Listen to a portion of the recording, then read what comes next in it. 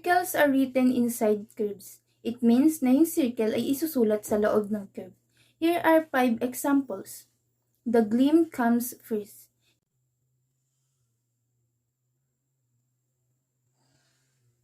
Its shorthand spelling is gay, -L, short E, and the -M. The A is silent, so we are no longer need to write it. Now, let's move on and create an outline for it. The G symbol, which is a long over curve written across the writing line from left to right. The L symbol, which is a forward curve. The short sound of the E, and the M symbol. Combine these to be able to get the symbol of gleam. In combining this 4 symbol, we should write it ng dire-diretso like this, because when we write first the symbol of G, L, and M at ihuhuli ang symbol ng E, ay kitang-kita naman na ito ay mali na. And additionally, we can write it like this, since the meaning of this symbol is green and it's bit different na from the word gleam. The second example is the word forgive. The word forgive is written in the shorthand spelling as F-O-R-G-E-,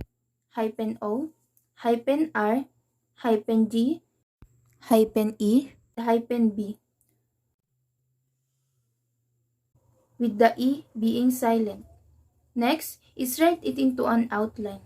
The F-O-R or 4 symbol, that is a medium-sized downward curve.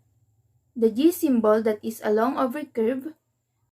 The symbol of E, which is a circle. And the B symbol, as in victory, that is a long downward curve. Combine these symbols, remembering to write it down as soon as you do so that you can get the right symbol for the word. Also, we can write it like this, since the meaning of this symbol is forget, and kitang-kita naman na it's different from each other. It's different from symbol to its meaning. The third example is the word people. The shortened spelling of this is P, -E, -P, and -L. The E is silent. Let's now write it into an outline. The symbol for the P is a medium-sized downward left curve. E symbol, which is the small circle. The P symbol and the L symbol, that is a forward curve. This word's outline should be written with the tiny circle inside the curve, because kapag ito ay namali or nalakihan yung circle like this, the meaning of this will be paper at hindi na people. The fourth example is the word this. Now, let's write the shortened spelling of this, TH, -E, -S, and the E is silent. Let's proceed to the next step by writing it into an outline. The TH, which is an upward sloping curve, the E symbol, which is a small circle, and the S symbol, that is a short downward curve. We should write it with the short upward, E symbol, and the short downward curve to get the correct symbol of this. We don't have to write it with a big curve, because when we do, the meaning changes, like this symbol. And the last is the word sales. The shortened spelling of this is S-A-L-S. Now, isulat na natin ito into an outline. The S symbol, that is short downward curve. The large circle, which represent the long sound of A. The L symbol, that is a forward curve.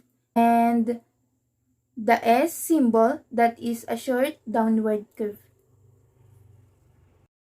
In outlining this, we should write it like this, because again, writing not a specific symbol result a different meaning.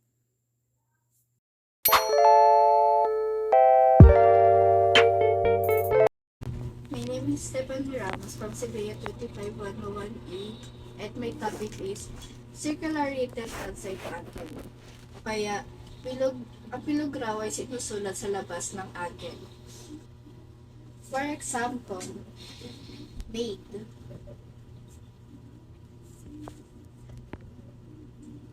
I-spell naman natin siya sa shorthand spelling. M-A-D equals made. So, isulat naman po natin siya sa outline. Long straight line, big circle, and long slanting straight line. Ayan. Sulatin naman po natin isa-isa yung mga symbol. Long straight line plus big circle plus long slanting line, straight line. Ayan. So, pagsamahin naman po natin yung M symbol at D symbol para po makita natin yung angle. Long straight M symbol and D symbol. Ayan. So, makikita po natin may angle po siya at the topic is yung bilog daw po, isusulat po natin sa labas ng angle. So, let's write it. Big circle.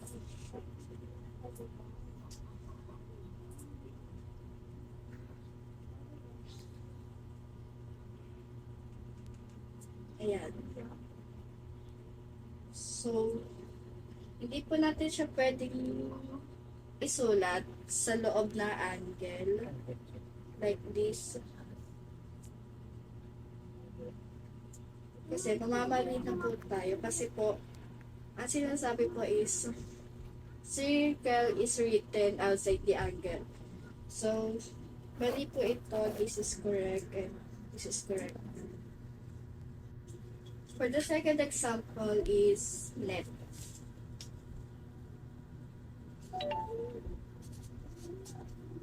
The shortened spelling is N-E-N-T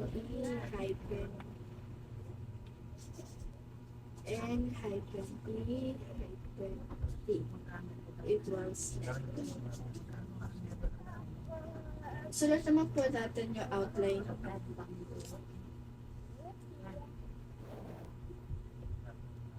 Short straight line, small circle, and short slanting straight line.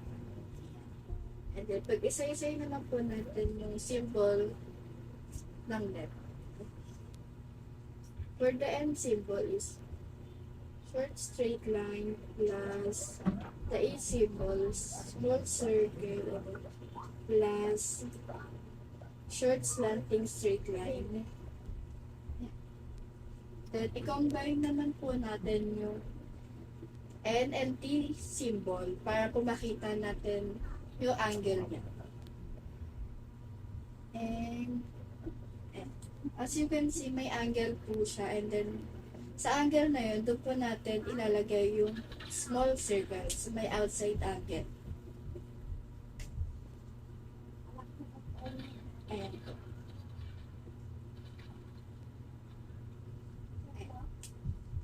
M symbol, P symbol, and then E symbol. Eh, hindi naman po natin siya pwedeng gawin iloob yung E symbol dahil mamamali na po tayo dahil ang topic po natin is the circle are written on outside angle. Eh, mali na po ito and then tama po ito and tama po ito. And next example is net.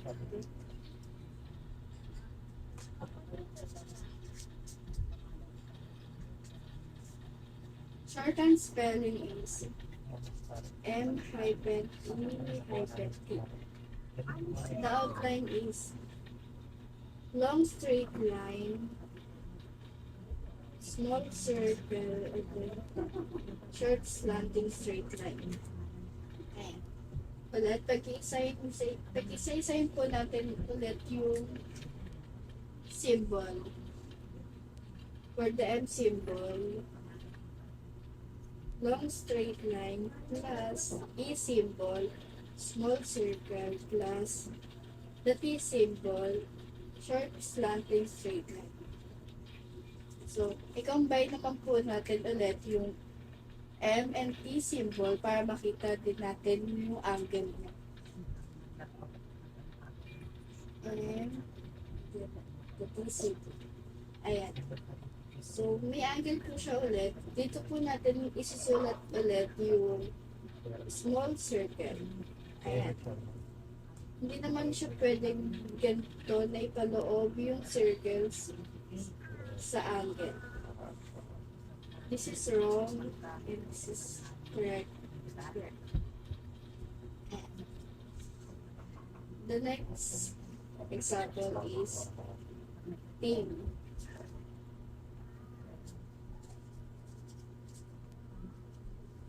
The shorthand spelling is T hyphen A hyphen F.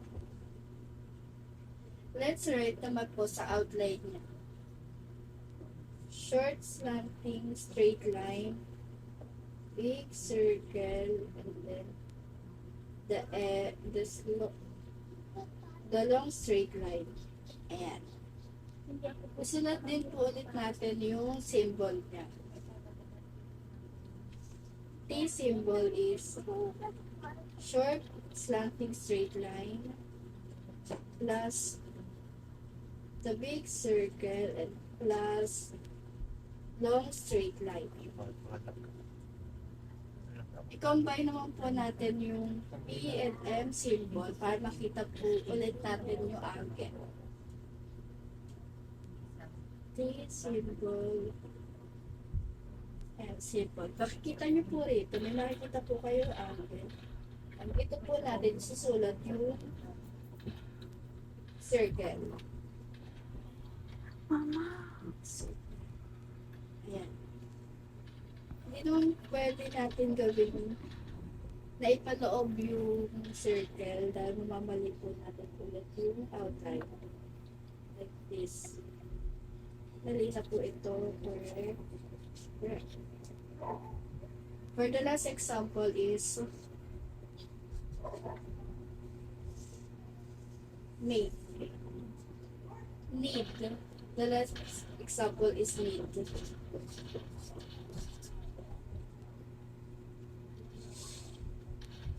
The shorthand spelling is N hyphen E hyphen T equals need. The outline is short straight line, A symbol, and then the long slanting straight line. Ayan. Need. Pag isa-isayin naman po natin ulit yung symbol niya. N symbol, short straight line, plus E symbol, small circle, plus the D symbol, long slanting straight line. Ayan. Pagsamahin naman po natin yung N and D symbol para po makita natin yung angle. M symbol and D symbol. Ayan. As you can see, may angle po siya ulit dito. And dito po natin isusulat yung E symbol, which is small circle. Ayan, dito. Hindi naman ulit natin siya pwede isulat sa loob ng angle kasi mamamali po tayo ulit dahil the topic is yung bilog doon susulat sa labas ng angle.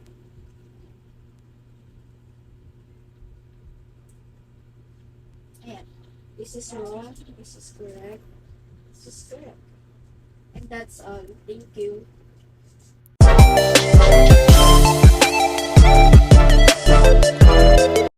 Yung another principles of joinings are circles are written clockwise in this specific direction, which is yung from here to here, yun yung clockwise. Kasi kapag ganito, hanggang pa ganito, yun yung counterclockwise.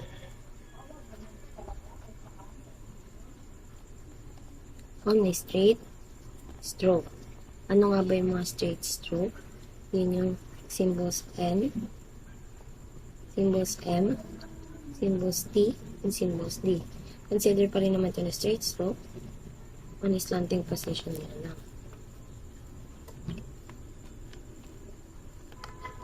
And then, we have here the word hit. I'm going to write it. Okay. How am I going to write it? And H, E, and T. Kapag dinaisik naman natin siya, tatanggalin natin yung circles, maging H and T. Ayan, straight stroke. Ayan. Pag isasama na natin yung circles, dapat ang pagsulat natin for circles ay clockwise direction. Ganito siya. H, E, and T. Ayan. Pag simula, starting from here, clockwise siya. Hindi kasi natin siya isulat na ganito. H, E, and T. Yan. Ganyan siya. Pa-counterclockwise siya, which is wrong. Ito yung tama. So, medyo confusing at first, pero let's have here another example para mas maintindihan pa. We have here the word aid. How am I going to write it? Is A and D. How am I going to write it? Wait lang. We have here the word aid. And how am I going to write it? A and D. Pag i-dissect natin siya, tatanggalin natin yung circles muna. Ganito siya. And D. Ayan, straight stroke siya. Tapos, kapag isasama na natin yung circles, dapat written in a clockwise siya. A and D. Ayan. Kasi, simula siya dito. Ganon. Hindi naman siya pa. Ganon. Ganon.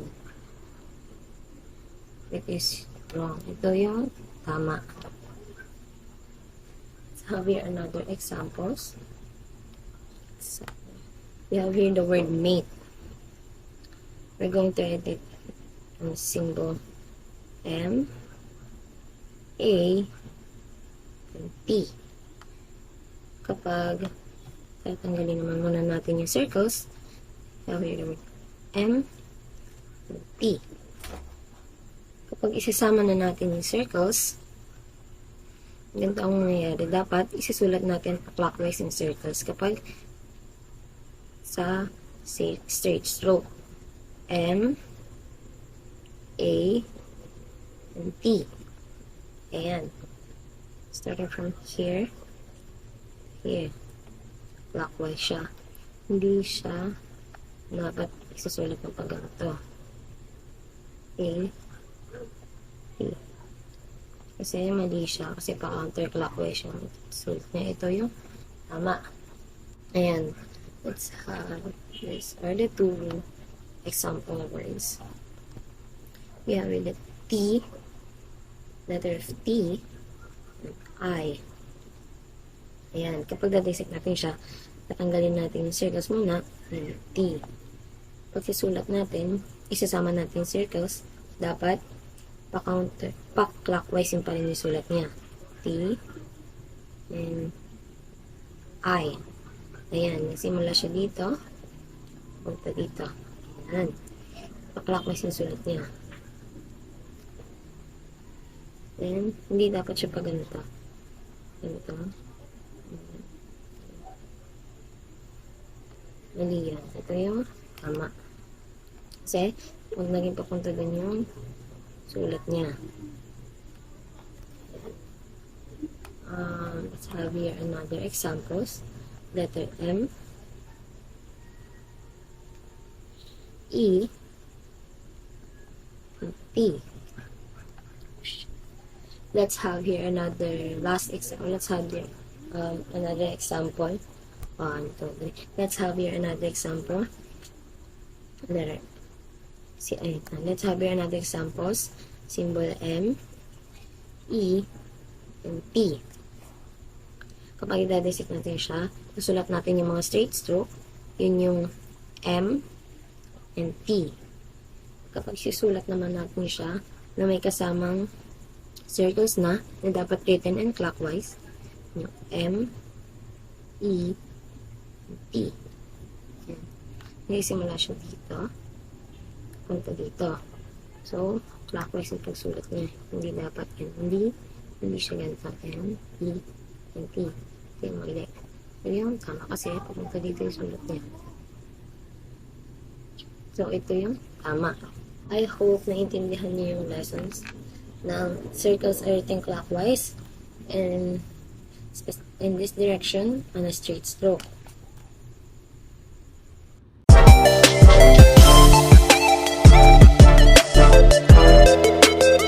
Their principles of joining.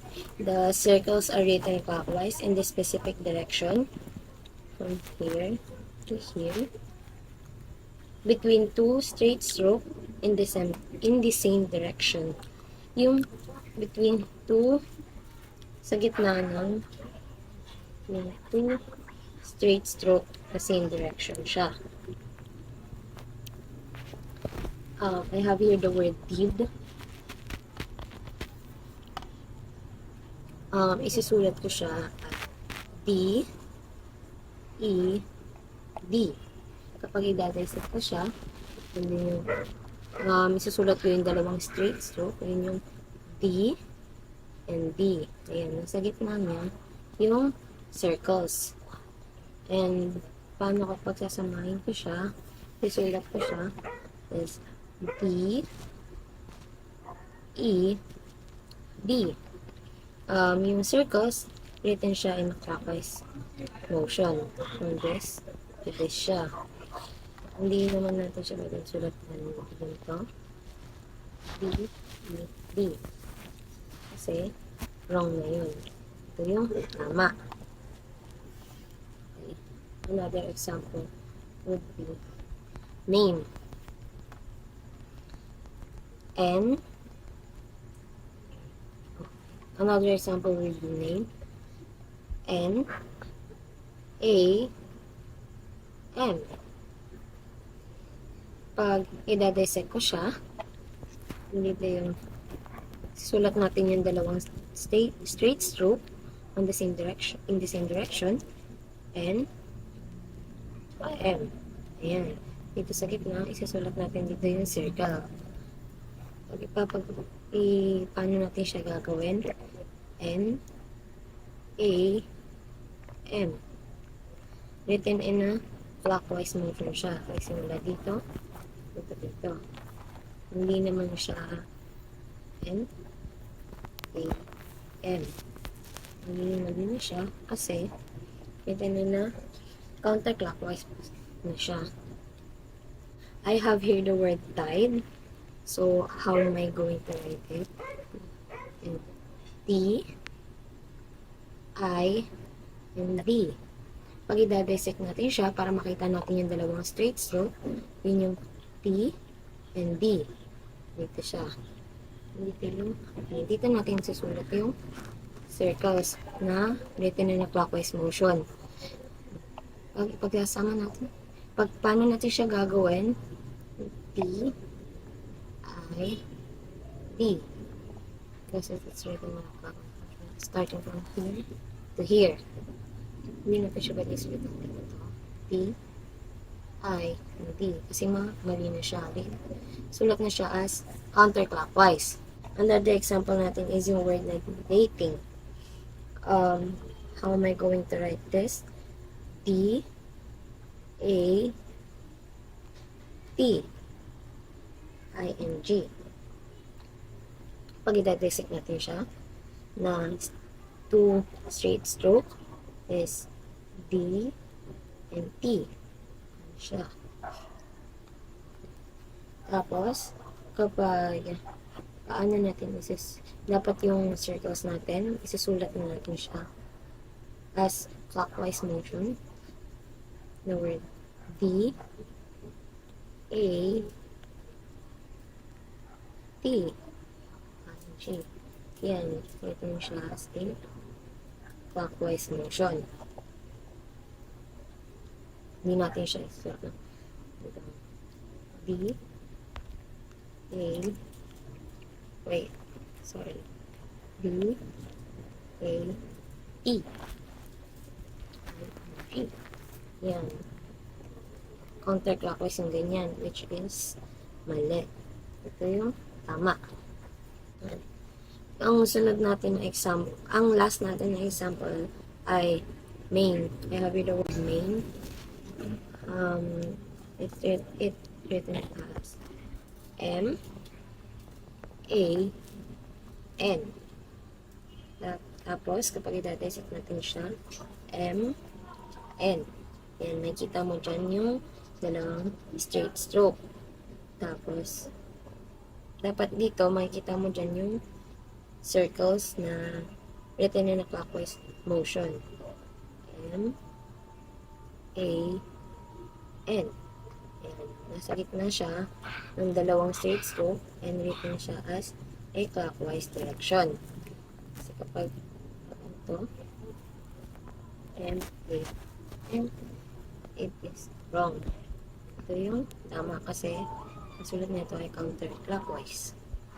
I hope na intindihan yung lesson na circles are written clockwise in the specific direction between two straight stroke in the same directions.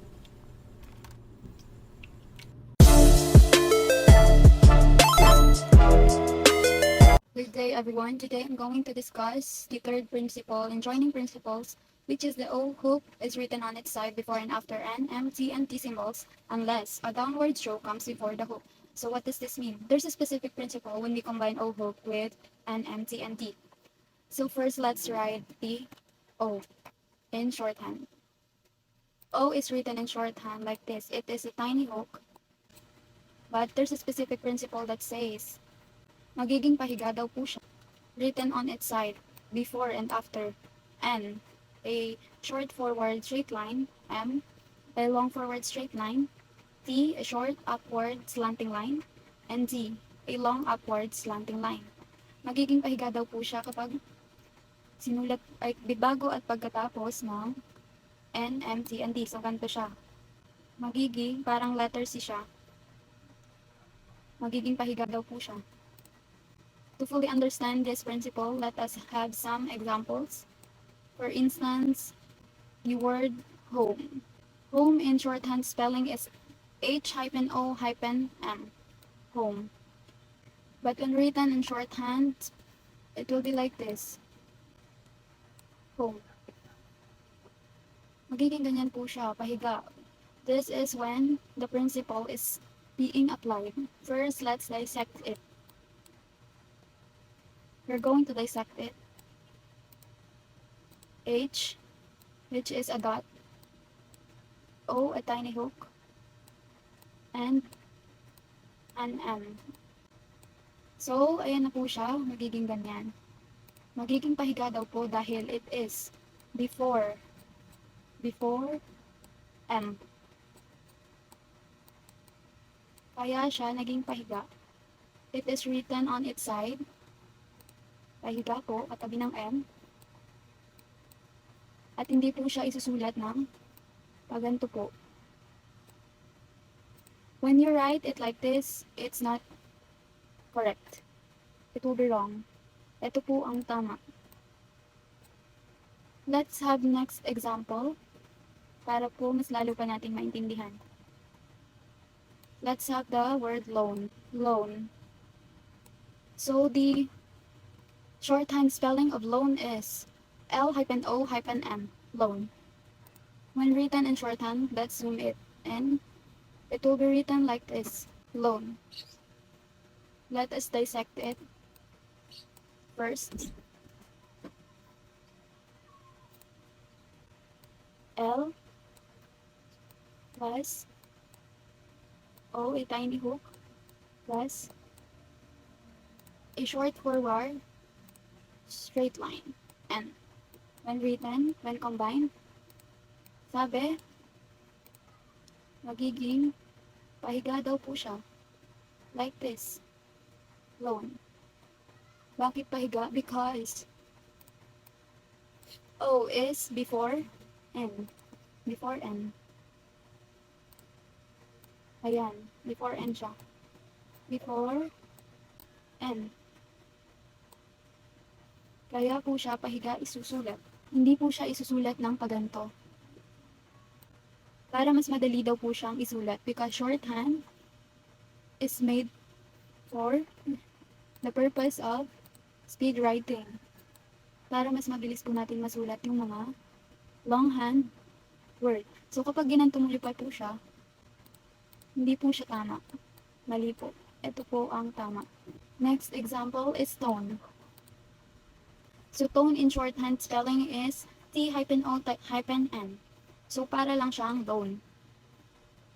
If we're going to write it in shorthand, it will be written like this. I hope medyo nagigets na po how the principle is being applied. So tone is written like this. T-O-N. Naging pahiga po siya because the principle was applied. First, let's dissect it. T plus tiny hook O rather plus N. And will be written like this. Dahil principle was being applied. It is before N. Ayan. Before N. Hindi mo po siya isusulat ng paganto. The purpose of this, para mas mabilis po nating masulat ang mga symbol. That's one of the purpose of writing in shorthand. You will not write it like this. Magiging mali po siya. This is the right one. So our next example is the word known. Known in shorthand spelling is spelled as N-O-N. Known.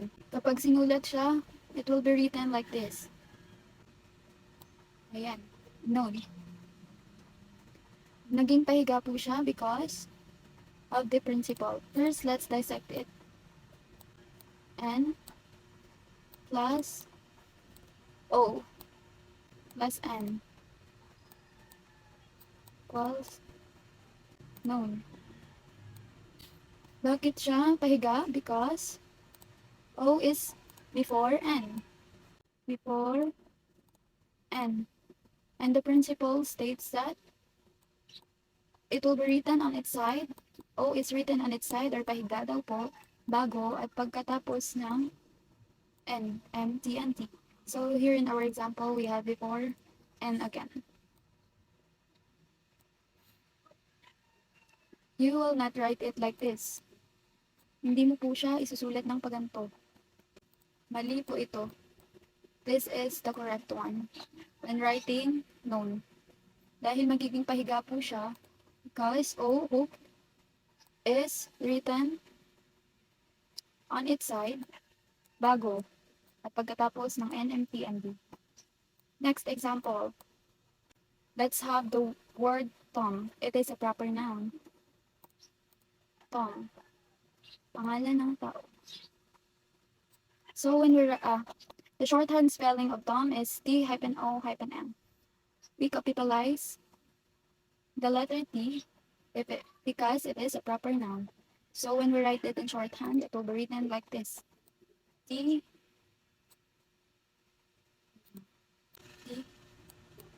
O N. Tom. I forgot the capitalization. So capitalization is put at the end. It's being put at the end of a word. So dito M ang we capitalize it because it is a proper noun. Let's dissect it. I hope that as we go along, you will fully understand, or you have fully understand already this principle. T is slanting short plus tiny hook O plus N down. We capitalize whenever it is proper noun. So, hindi niyo po, bakit po pahiga ang when we apply the principle? Again, magiging pahiga po siya because it is before M and after pagkatapos ng T daw. After T. So, we will not write it like this.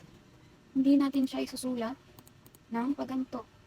T, O, M. Dahil papatagalin lang po natin ang pagsusulat. Mali po ito. To ease our speed of writing also. So, our last example is the word flown. Sana sa last example nito, you have fully understand what does the third principle means. The shorthand spelling of flown is F-L-O-N, flown. So first, let's write it in shorthand. Flown is being written like downward curve L-O-N, flown. Let's dissect it. Bakit siya naging pahiga? Let's see how the principle was being applied.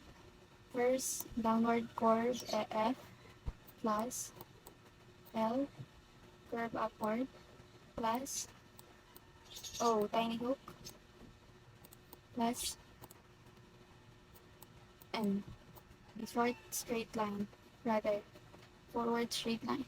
So, equals flown.